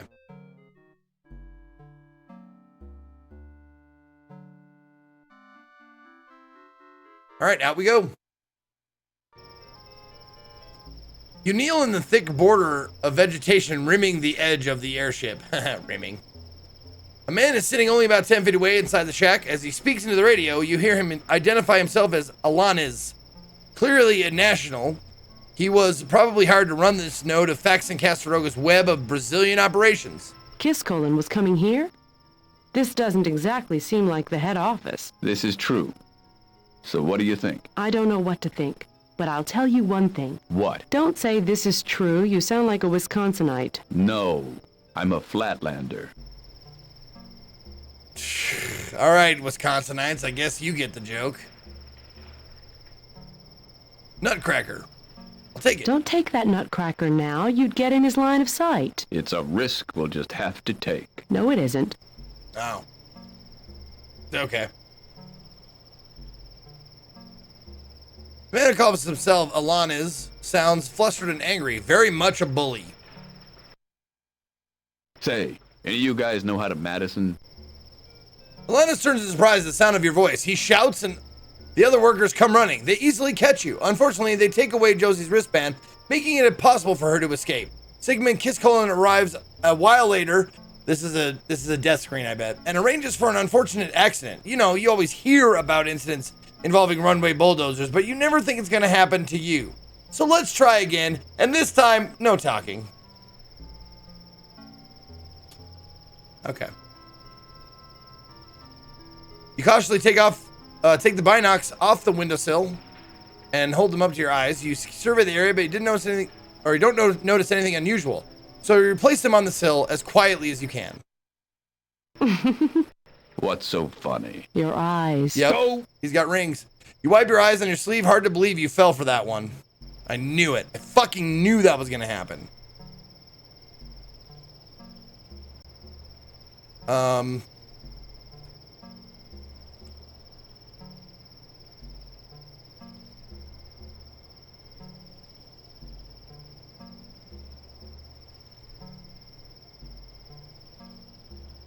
Isn't that like a Brazil for the movie? Like the Terry Gilliam movie? Or am I imagining that someone sang that at some point?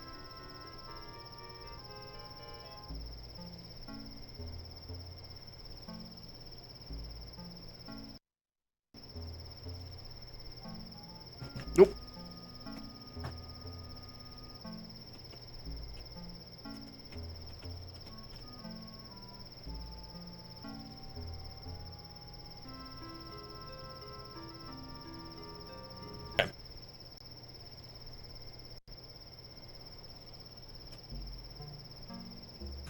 There we go. Okay. So that's, I just wanted to save it under that. Good.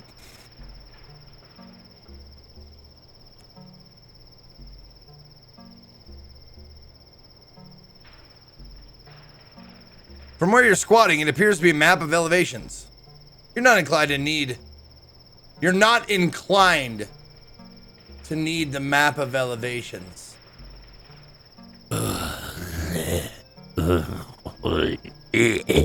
Oh, God.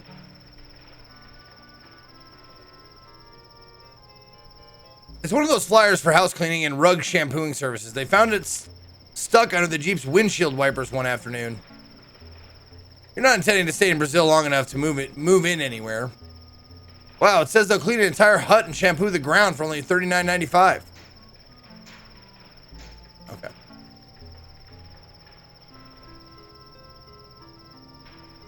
Look at the forest trees. There's got to be a forest for the trees joke here, right? Just past the edge of the airstrip, the forest quickly becomes very dense as rainforests often do. What's your excuse? Dense. Dense, I get it. None of those trees have branches low enough for you to climb. Sometimes I wish I was a baboon.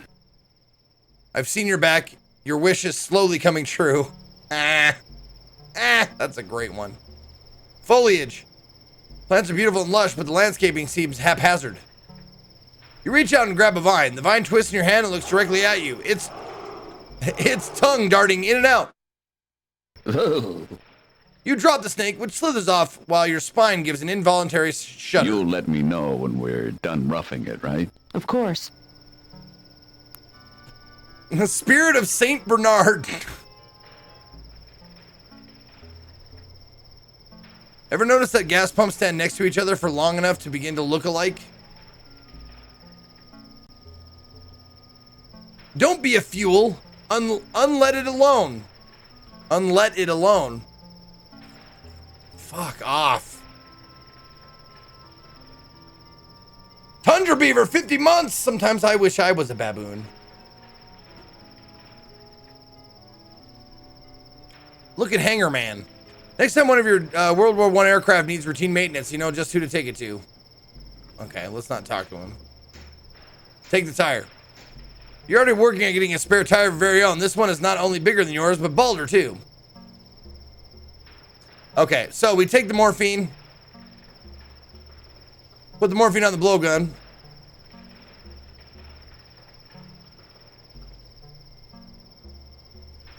Unload. There we go. There you go. Put the morphine on the push pin. You cautiously unscrew the lid of the morphine. Then you dip the end of the push pin in the thick liquid and withdraw it slowly, thoroughly coating the length of the pin. Clamping it carefully between your lips, you reclose the bottle of morphine.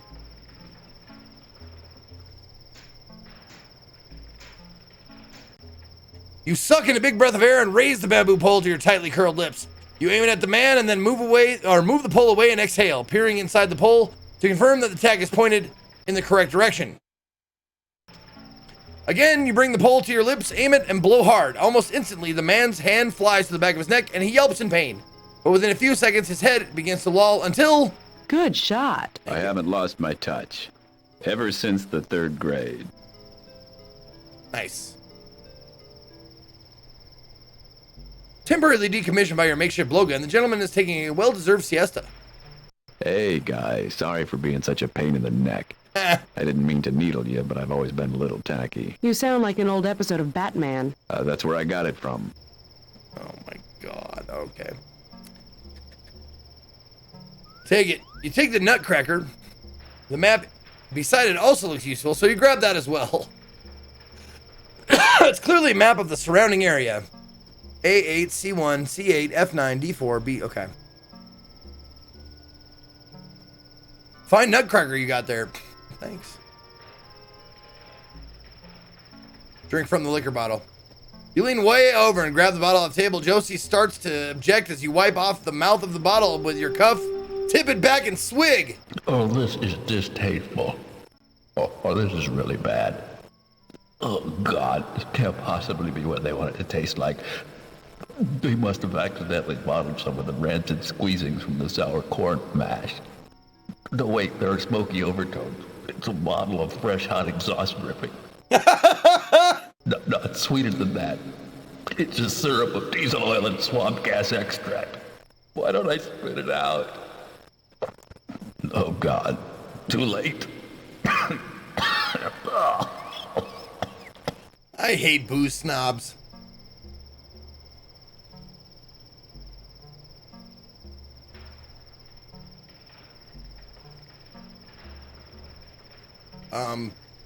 Oh, okay. I just had to click once.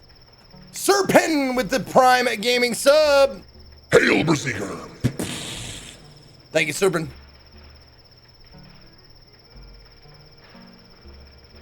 Hey, you haven't seen a radio set this old since the last time you stopped by the rainforest.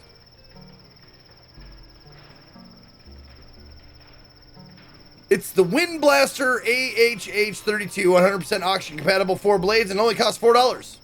That's 32 bits.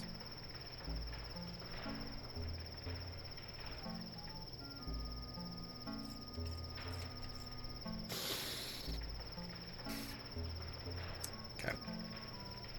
It's already on. It's just turning very slowly. In fact, if you look at it again in a year, the blades will have made one complete revolution. Since you can't prove it isn't already off, you shouldn't waste your time trying to disprove that it isn't already on, right? Of course.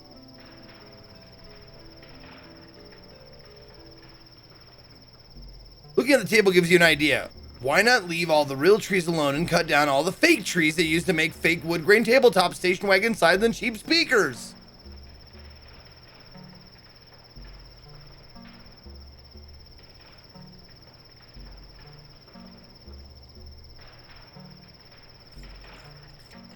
The corrugated metal hanger looks to be in pretty good shape considering it was probably thrown up in half an hour. The locals on the lookout strolling the hangar would probably spell doom for both of our intrepid heroes. God damn you, Windows! I thought I turned you. Oh, you had an update. That's right, I forgot. The system sounds are still on. Okay.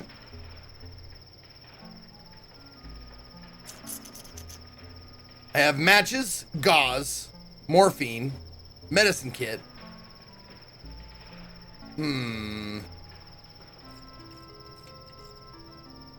Map.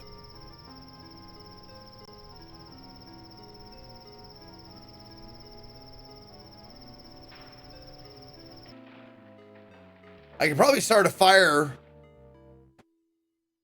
Aha, here we go. Let's see if this works. Strike. They look intact, but there's not a whole lot of them. Perhaps you should wait and see if you can put them to good use. Okay. Fire can be your friend, but not indiscriminately. You'll just have to restrain your pyromaniacal tendencies.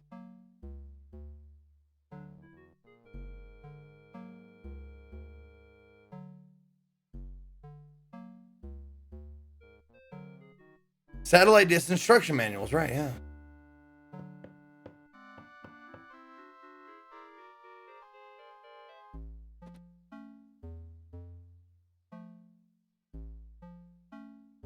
Okay.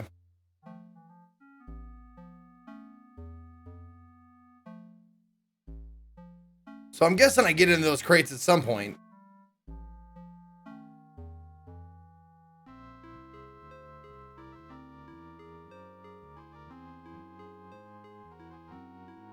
Okay. And I can't take any clubs. Yep. Oh, seat pocket. Search the seat pocket. Crammed with old flying magazines, candy bar wrappers, and tissues, you find nothing worth reading, eating, or blowing your nose into. Okay. Engine and electrical systems are off, rendering the controls useless. Right. You grab the map. Unfortunately, it's a flight map. It's virtually useless for getting around the forest. Rather than take it with you, which means you have to deal with folding it, you put it back on the dashboard. Okay. What in the holy fuck?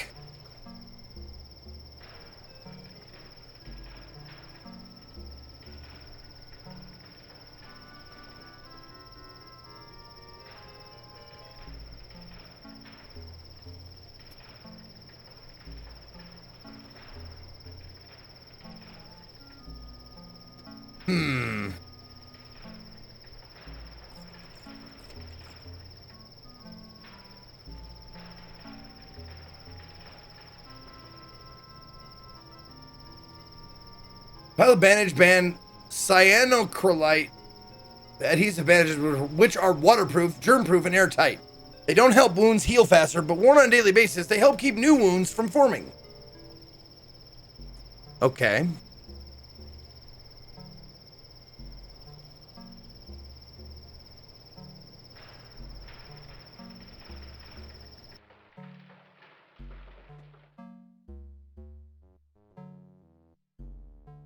But if you've needed a nutcracker for years, now you finally achieve your dream, don't sacrifice it all now. Okay, so I can't crack the bowl with that.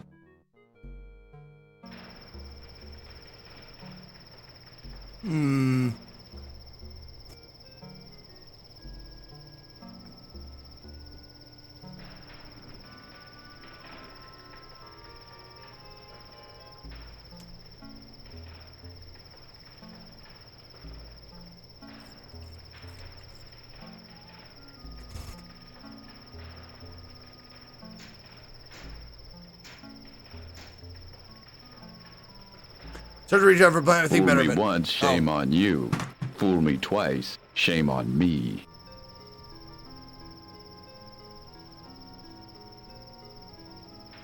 Runway is very much like a real runway, except for all the big rocks. Okay.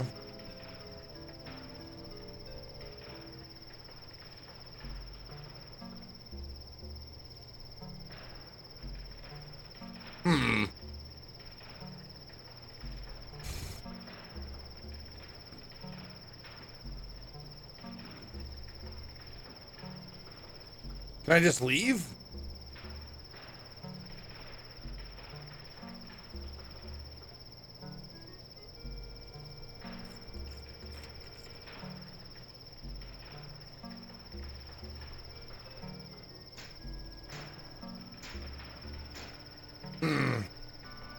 I'm pretty sure I'm supposed to start a fire or something to distract them or something. Okay. All right. Tell you what, we'll save it here. Take our last